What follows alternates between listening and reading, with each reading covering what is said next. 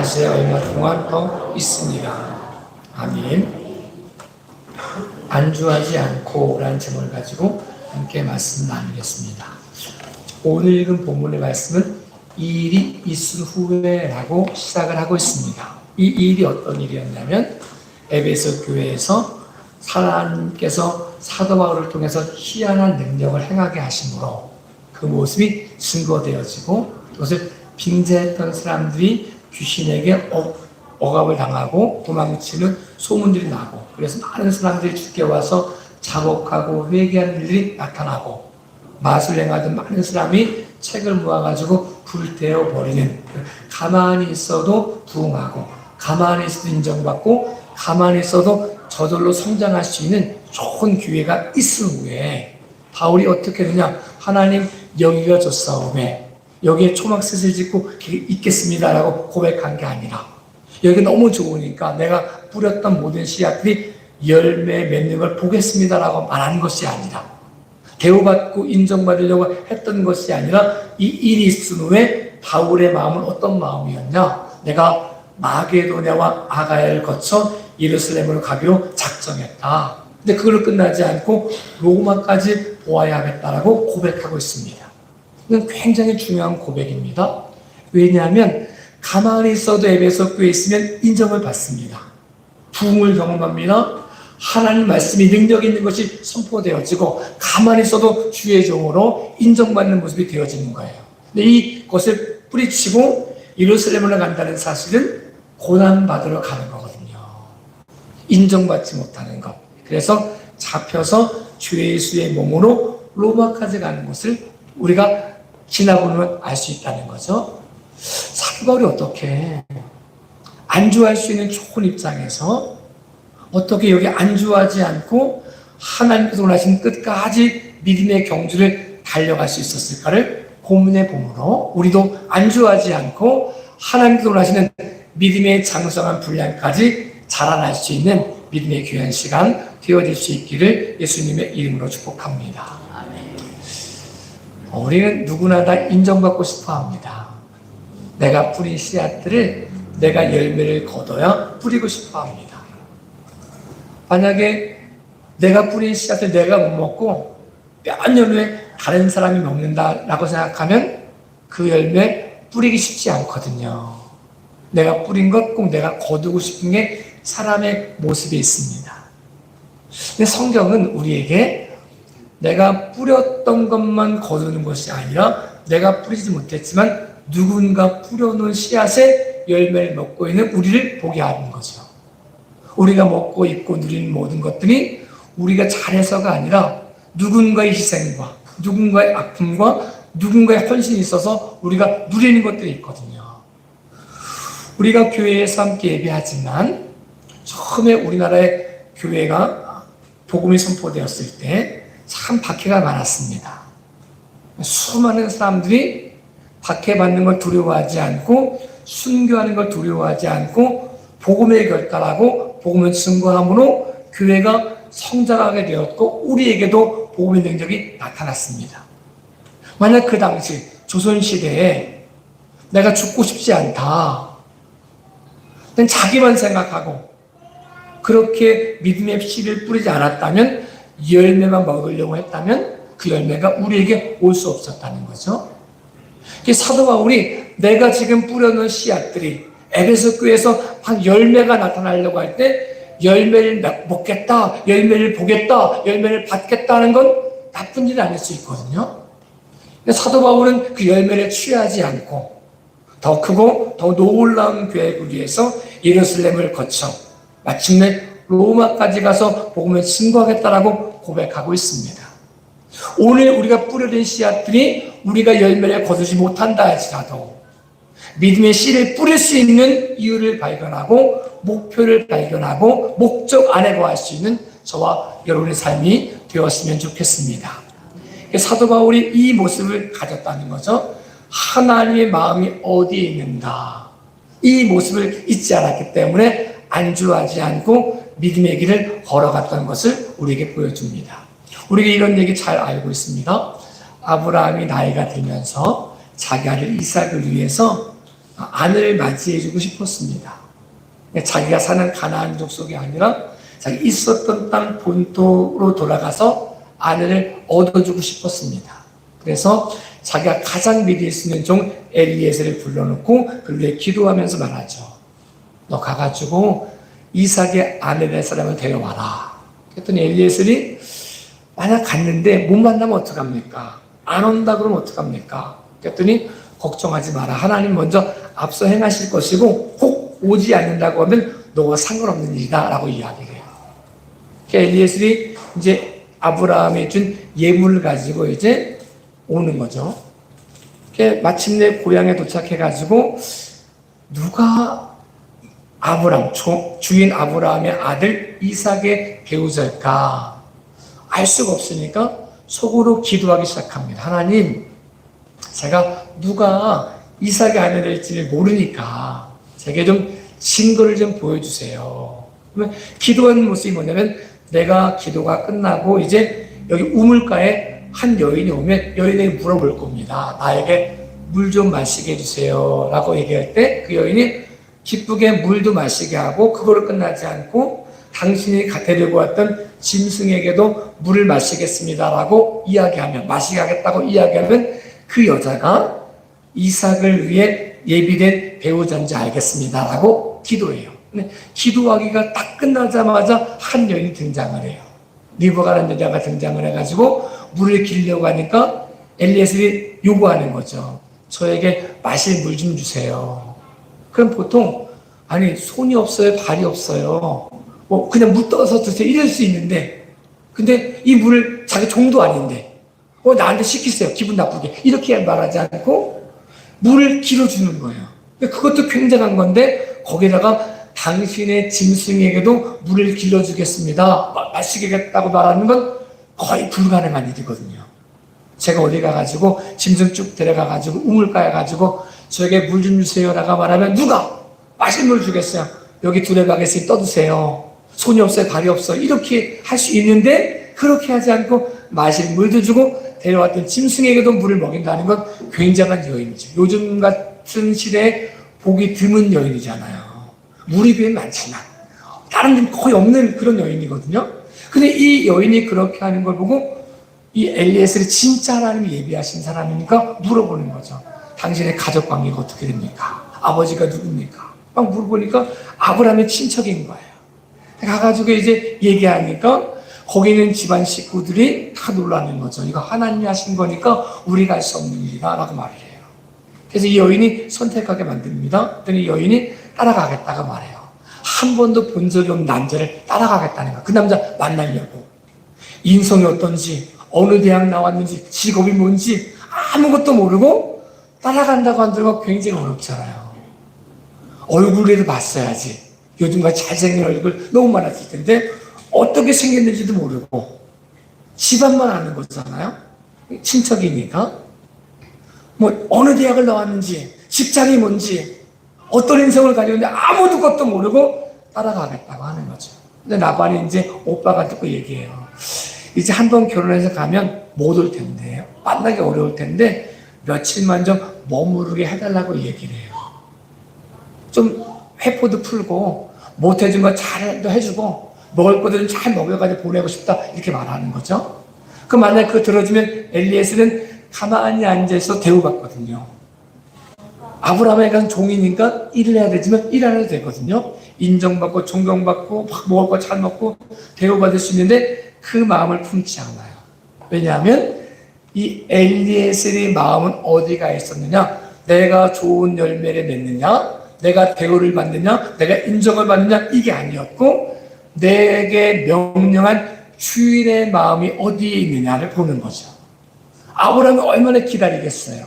정말 좋은 사람 만나는지 얼마나 많은 기도를 하고 기다리겠어요? 그럼 하루가 다르게 기다리고 있을 때 이 엘리에셀 마음속에 내가 조금 더 머물러 있으면 조금 더 인정받고 조금 더 누리고 여기에 관심이 있는 게 아니라 아브라함 주인의 마음에 관심이 있었더니 아닙니다. 하나님이 순적한 길을 만나게 하셨으니 여기에 머무르지 않고 돌아가겠다고 이야기하는 거죠. 바울의 입장에서 에베소 교회가 가만히 있어도 부흥하는 교회가 되어진 상태거든요. 기사와 이적이 나타나고 수많은 사람이 와서 무릎을 꿇고 회개하고 결단을 하고 마술사들도 와가지고 책 다 팔고 다 불태우고 이런 역사가 나타나니까 사람들이 우리 바울 선생님 역시 달라요. 선생님만밖에 없어요. 어떻게 이렇게 능력을 행하세요? 막 이야기해주고 존경해주고 대우해주고 이럴 수 있는 여건인데 사도 바울의 마음은 자기에게 있지 않았다는 거예요. 내가 존경을 받느냐, 내가 인정을 받느냐, 내가 열매를 맺느냐, 내가 열매를 먹느냐, 내가 대우를 받느냐, 여기에 관심이 있었던 게 아니라 하나님 마음에 관심이 있었다는 거예요. 하나님은 에베소에 멈춰있는 관심이 아니라 예루살렘으로 가서 다시 복음을 선포하고 로마까지 가서 복음을 증거하는 모습이 하나님이 바울을 향한 마음이었다는 거죠. 이 바울이 이거 보는 거예요.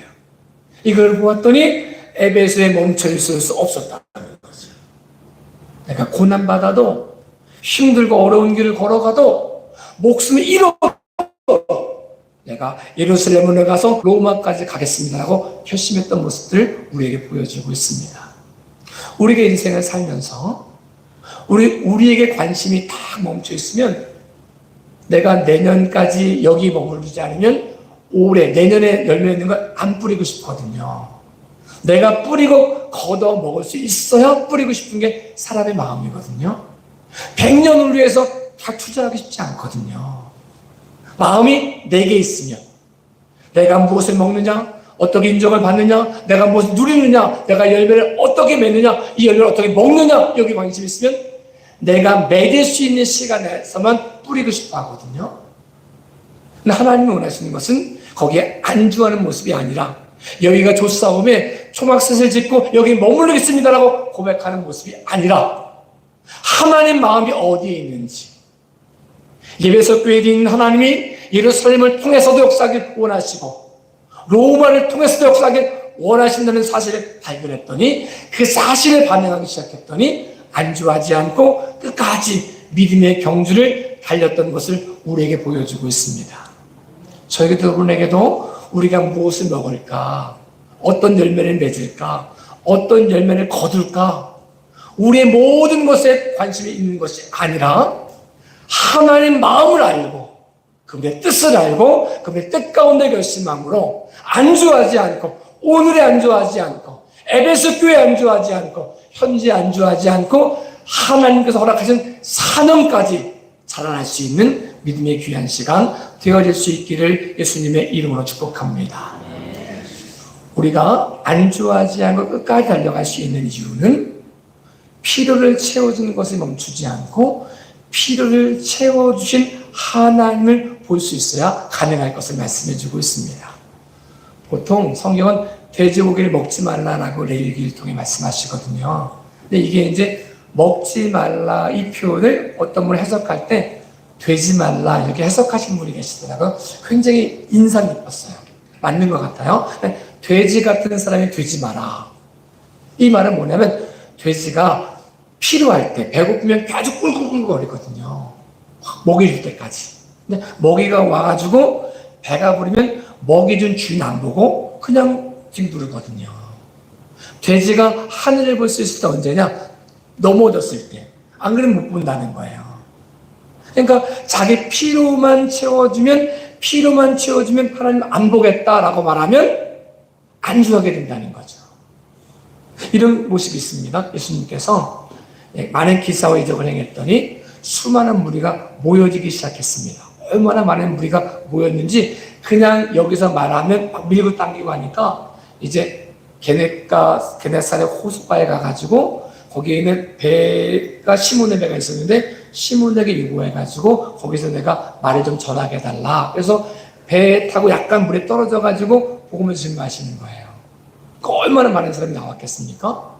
근데 그 배의 주인 시몬과 세베대 아들이 뭐하고 있었냐면 밤새도록 수고해서 고기를 낚으려고 했는데 고기를 못 낚은 거예요. 금을 다 걷어들여가지고 그거 다 씻고 준비하는 거예요. 이거 굉장히 어렵거든요. 근데 이 다 씻어놨는데 금을 내려도 되는 시간이 아니거든요. 금을 내려야 될 시간 내려야 고기를 잡는데 금을 내릴 시간이 아닌데 예수님이 말씀하시는 거예요. 깊은 곳에 가서 그물을 던져라. 이거 엄청 어렵거든요. 다시 이거 다 했던 거 해가지고 또 실패할 수 있는데 그 그물을 가지고 나간다는 것도 어렵고 그냥 여기 오른쪽 편에 던져 이러면 좋은데 깊은 곳에 가라는 거예요. 굉장히 힘든 모습이 있는 거죠. 그물 싣고 노를 져서 깊은 곳에 가요. 그래서 베드로 갈 수 있는 일이 이렇게 말해요. 선생님, 저희가 밤새도록 수고해도 고기 한 마리 못 낚았지만 주의 말씀에 의지하여 그물을 내리겠습니다라고 말하고 내리는 거예요. 깊은 곳에 그물을 던졌더니 고기가 얼마나 많이 낚였는지 그물이 찢어질 정도로 많이 낚인 거죠. 옆에 있는 배에 연락을 해가지고 같이 그물을 가지고 오는 거예요. 필요가 채워졌잖아요. 응답이 됐잖아요. 그럼 여기서 내가 응답받는 게 족하다, 주님과 나는 상관없다라고 말하고 고기만 봤으면 낭비하는 거죠. 필요가 채워졌기 때문에 기도하지 않으면, 내 상태를 보지 못하면, 하나님 만나지 못하면 문제가 안주하게 되는 거죠. 근데 베드로가요, 거기에 안주하지 않고 자기 상태를 봅니다. 자기 죄를 자복하며 주님, 제가 죄인입니다. 저를 떠나주십시오라고 말한다는 거죠. 필요가 채워진 거로 끝나는 게 아니라, 응답받는 거에 안주하는 것이 아니라, 그 응답을 하시는 하나님 교회 안에서 나를 보고 삶의 결단을 갖고 하나님께서 원하시는 믿음의 장성한 분량까지 자라나는 모습이 되어져야 될 것을 말씀해 주고 있습니다. 베드로가 한 번 더 똑같은 고백을 갖습니다. 이번에는 예수님을 쫓아다니다가 제자로 살다가 예수님 돌아가시고 또 부활한 주님 만났는데 아무런 변화가 나타나지 않으니까 베드로가 이렇게 말해요. 제자들에게 나는 고기 잡으러 간다. 이러니까 같이 제자들도 고기 잡으러 갔어요. 갈릴리에서는 고기 잡고 있는데 고기가 안 낚이는 거예요. 그러니까 이 먼 거리가 아니라 50칸쯤이라니까 저쪽에 있는 예수님과 여기 있는 제자들이 대화가 통할 정도의 거리에서 예수님이 말씀하시는 거예요. 그래서 사람들이 예수님 모르는 거죠. 그래서 예수님이 고기를 잡았냐, 못 잡았다가 말하니까 이번에 멀리 가서라고 말하지 않고 거기 있는 자리에서 그래 오른편에서 그물을 던져라 라고 말을 해요. 오른편에 그물을 던져요. 그랬더니 고기가 많이 낚였어요. 그런데 그물이 찢어지지 않았어요. 그때 한 제자가 베드로에게 말하는 거예요. 주님이시다. 그러니까 이 말 듣고 베드로가 옷을 던져두고 바다에 뛰어들어 헤엄쳐 오는 거예요. 헤엄쳐 오는 속도와 배가 오는 속도가 거의 비슷해요. 그러니까 괜히 옷만 젖었잖아요. 근데 이 베드로가 이 모습 안에 멈춰있지 않고 이 안에서 예수님과 대화를 갖는 거예요. 예수님 물으세요. 고기 잡은 거 가지고 이제 숯불에 놓고 고기를 구우시면서 물으시는 거예요. 베드로야, 네가 나 사랑하니? 내가 주님 사랑합니다. 그럼 네 양을 먹어라. 네가 나 사랑하니? 주님이 아십니다. 네 양을 쳐라. 이게 세 번 반복되는 거잖아요. 이 모습을 통해서 만약에 베드로도 제자들도 필요한 채워주는 것에 만족했다면, 고기 잡는 것에 만족했다면, 해결되는 것에 만족했다면, 문제가 해결되는 것에 만족했다면, 배부른 것에 만족했다면 주님 만날 수 없고 사명을 감당할 수 없고 우리가 아는 베드로가 될 수 없었다는 거죠. 우리 기도할 때 응답받는 건 너무 귀중합니다. 물질의 문제가 해결되는 건 너무 귀중합니다. 질병에 치유되는 건 너무 귀중합니다. 문제가 해결되어지고 질병에 치유되어지고 필요가 채워지는 건 너무 귀중하지만 그거에 멈춰있지 않고 그것에 한 걸음 더 나아가 하나님께서 원하신 뜻을 붙잡아낼 수 있는 믿음의 귀한 시간 되어질 수 있기를 예수님의 이름으로 축복합니다. 요한복음 그 얘기를 이렇게 표현해요. 그 고기를 많이 잡았다라고 표현하지 않고 이 고기 숫자가 153마리나 되었더라라고 말합니다. 작은 고기가 아니라 큰 고기 153마리가 잡혔는데도 그물이 안 찢어졌다는 거예요. 다 샌다는 거죠. 한 마리 한 마리 세면서 감동하고 이 감동으로 끝나지 않고 이것을 역사하신 하나님을 바라보는 모습이 필요했다는 사실을 우리에게 말씀해 주고 있습니다. 만약 바울이요 에베소 교회에서 153마리를 낳는 그런 기적처럼 여기 부흥된 사람 얼마고 병 고친 사람 얼마고 뭐 회개한 사람 얼마고 뭐 책 가져와가지고 불태운 마술사 몇 명이고 여기에만 관심을 가졌다면 문제가 사라지지 않는다는 거죠. 하나님 뜻 가운데 잘할 수 없다는 거죠. 150세마리가 잡힌 건 은혜지만 거기에 멈춰있지 않고, 그분이 찢어지지 않는 건 은혜지만 거기에 멈춰있지 않고 하나님께 나아가 그분을 만나고 그분에게 다시 사명을 받고 다시 걸어갈 수 있는 능력을 경험했다는 사실을 우리에게 말씀해주고 있습니다. 우리가 하는 모든 일들 가운데 응답받는 것 굉장히 중요하고 응답받으셔야 됩니다. 문제가 해결되어져야 됩니다. 그러나 거기에 멈춰있지 않고, 기사와 이적에 멈춰있지 않고, 153마리에 멈춰있지 않고, 보여지는 현상에 멈춰있지 않고, 하나님께서 원하시는 분량까지, 믿음의 분량까지 자라날 수 있는 저와 여러분의 삶이 되어질 수 있기를 예수님의 이름으로 축복합니다. 우리가 보통 안주하지 않고 끝까지 달려가기 위해서는 지금 당장 보여지는 성공이 끝이 아니라는 사실을 인정해야 됩니다. 우리가 잘 알고 있는 이야기 중에 토끼와 거북이의 경주 이야기를 알고 있습니다. 토끼랑 거북이랑 경주한다는 것 자체가 사실은 말은 안 되거든요. 토끼 같은 사람이 거북이랑 경주해 주겠어요? 너 날 게임도 안 돼. 이렇게 얘기하겠죠? 또 거북이가 도전할 수 있겠어요? 질 거 뻔한데? 그런데 이서우화에는 토끼와 거북이가 경주를 해요. 경주하는 것도 너무 이상한 일인데 경주의 결과가 거북이가 이기는 거예요. 너무 이상하지 않아요? 어떻게 그런 일이 생겼겠어요? 근데 보니까 토끼가 작은 성공에 도취해가지고 진짜 뛰어가야 될 마지막 목표를 못 보는 거예요. 한번 쫙 갔을 때 거북이가 얼추 쫓아왔으면 이게 끝이 아닌 줄 알고 달려갔을 텐데 너무 저쪽에 보이지 않는 곳에 있으니까 토끼가 생각하는 거죠. 아유, 끝났다, 야. 내가 이겼다. 저 정도쯤이야, 뭐 이렇게. 그러니까 작은 성공에 도취해가지고 내가 달려갈 목표를 잃어버리는 거예요. 잊어버리는 거예요. 그러니까 못 달려간 거잖아요. 진 거잖아요. 만약에 사도 바울이요, 달려가야 될 마지막 표대가 로마까지 가는 것이 표대였는데 에베소 교회에서 너무 성공하는 거예요.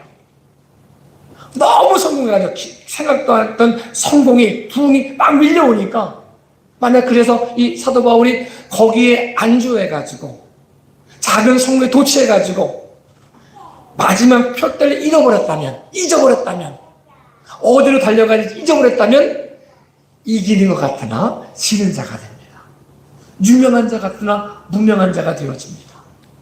네, 작은 성공에 도취하지 않고 달려갈 길을 끝까지 잊지 않았을 때 그는 무명한 자 같으나 유명한 자가 되었고 넘어진 자 같으나 일어선 자가 되었다는 사실을 우리에게 말씀해 주고 있습니다. 우리 인생을 살면서 작은 성공들이 있을 때가 있습니다. 뭐 좋은 대학을 갈 수도 있고, 좋은 교회를 만날 수도 있고, 뭐 좋은 직장에 갈 수도 있고, 뭐 좋은 집을 살 수도 있고, 뭐 좋은 차를 누릴 수도 있고, 좋은 음식을 먹을 수도 있고, 좋은 성공들을 갖는 것 너무 귀중한 일이죠. 고맙고 감사한 일입니다. 근데 여기가 끝이 아님을 이해해야 됩니다. 이 땅이 끝이 아닙니다. 대학의 끝이 아닙니다. 직장의 끝이 아닙니다. 결혼의 끝이 아닙니다. 성공의 끝이 아닙니다. 이 땅에서 인정받는 것이 끝이 아닙니다. 우리는 천국 시민의 모습으로 달려갈 표대가 있다는 사실을 말씀해주고 있습니다. 그리스도 예수와 함께 우리가 있는 곳에 천국의 삶을 누리고 이 땅이 끝이 아니고 달려갈 표대가 있다는 사실을, 부르심의 상이 있다는 사실을, 하나님이 여기까지 오라고 하는 것이 있다는 사실을 잊지 않으므로 작은 성공에 도취하여 멈추는 토끼가 되지 않기를 예수님의 이름으로 축복합니다. 지금 보여지는 모습이 너무 안 되는 것처럼 보여서 포기해버리는 사람이 되지 않기를 원합니다. 우리가 달려갈 길이 있고 하나님이 인정하신 표대, 결승점이 있을 텐데 그것은 우리 마음대로 안 되겠구나, 이것도 교만이고, 이제 이 말하면 됐다 하는 것도 교만입니다. 절망도 교만입니다. 낙태도 교만입니다. 우리가 할 수 있는 모든 모습은 하나님께서 원하시는 분량까지 자라나는 것입니다. 믿음의 경주를 하는 것입니다. 그것까지 달려가는 것입니다. 이 땅의 끝이 아니라는 사실을 기억하고 안주하지 않으므로 하나님께서 원하시는 믿음의 분량까지 자라날 수 있기를 예수님의 이름으로 축복합니다. 에베소에 멈춰있지 않고 예루살렘을 거쳐 로마까지 갈 수 있는 믿음의 삶이 우리 삶 가운데도 나타날 수 있기를 예수님의 이름으로 축복합니다. 우리가 보통 질병에 걸렸다가 치유가 된다는 건 너무 귀중한 일이잖아요. 그러니까 저희 아들들이 좀 몸이 막 간지러워가지고 아토피 같은 고생을 한 몇 달 했어요. 그러니까 아침에도 저녁에도 잠 못 자는 거예요. 그래서 긁어도 막 피만 나오고 이러는 거예요. 근데 이거 더 어려운 모습이 문둥병이거든요. 문둥병은 지금은 한센시병이라 해가지고 뭐 이게 전염 안 된다는 사실을 아니까 한센시병을 앓고 있는 사람을 뭐 소록도록 몰아가진 않거든요. 돌 던지지 않거든요. 근데 예전에는 몰랐을 때는 이게 하늘의 벌, 천벌이라 해가지고 사람이 돌 던지고 막 자기네끼리 모여 살게 하고 이랬거든요. 알기 못 낳게 하고 이런 우리나라에도 소록도 역사 그런 역사가 있거든요. 막 그렇게 했거든요. 근데 예수님 당시에 문둥병에 걸려 있다는 사실은 굉장히 어려운 모습이었습니다. 언제 돌에 맞아 죽어도 이상하지 않은 모습이 문둥병을 앓는 모습이었습니다.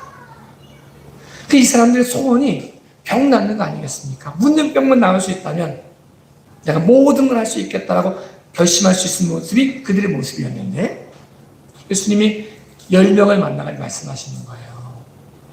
제사장에 가서 네 환부를 보여라. 이게 무슨 말씀이냐면 구약 성경에는 문둥병이 생기면 따로 이렇게 모여 이렇게 있었거든요. 근데 낫는지 안 낫는지 확인이 돼야 되는 것은 제사장에 가서 제사장을 보고 환부를 보고 병 낫다고 인정해줘야 다시 마을로 들어올 수 있었거든요. 그래서 예수님이 10명의 사람에게 제사장의 고의라고 말을 해요. 근데 10명의 사람들이 막 가는 도중에 눈으로 확연하게 병이 다 나은 거예요. 손에 있는 문둥병이 사라지는 거예요. 서로 얼굴에 묻어있던 문둥병이 다 사라져버린 거예요. 너무 좋아가지고 9명의 사람들은 각자 집으로 가버려요. 한 명의 사람, 사마리아 사람만 남아가지고 예수님께 무릎 꿇고 감사해요. 예수님 감사합니다. 제 병에 고침받았습니다. 얘기해요. 얼마 동안 오랫동안 알았는지 모르지만 문둥병이 난다는 건 굉장히 은혜 아니겠습니까? 불치병이 난다는 건 은혜 아니겠습니까? 너무 귀한 일이죠. 근데 불치병이 나는 것에 거기에 안주하면 예수를 만날 수가 없습니다. 거기에 안주하면 병을 고쳐진 이유를 발견하지 못합니다. 그 고통받았던 삶의 보상을 받지 못합니다. 10년, 20년 알았던 모습이 지금 병 나았다. 너무 좋은 일이지만 그 10년, 20년을 누가 보상해 주겠습니까? 돌이킬 수 없잖아요. 예수님을 만나야 그 어려운 고통이, 그 저주받았던 같은 그 시간의 고통이 그리스도 예수 안에서 보상된다는 사실을 성경은 말씀해주고 있습니다. 우리 삶 가운데 질병에 치유받았다 이거로 끝나지 않고 질병을 치유하신 예수님을 인격적으로 만날 수 있기를 예수님의 이름으로 축복합니다. 그분을 통해 새로운 길이 열려지는 역사가 나타날 수 있기를 예수님의 이름으로 축복합니다. 우리의 작은 성공 때문에 목표를 잃어버리는 삶이 아니라, 안주하는 모습이 아니라, 지금 응답받은 것 때문에 너무 기뻐가지고 응답하신 하나님을 못 만나는 것이 아니라, 그분을 못 찾는 것이 아니라 신자를 붙잡고 달려갈 길까지 끝까지 달려감으로 하나님께서 인정하시는 삶, 잘했다 칭찬받는 저와 여러분의 삶 되어질 수 있기를 예수님의 이름으로 축복합니다. 안주하지 않고, 우리가 안주할 때가 아닙니다. 그냥 에서가 파축한 곳에서 안주해가지고 장대물을 팔아버렸는데 그런 모습이 아닙니다.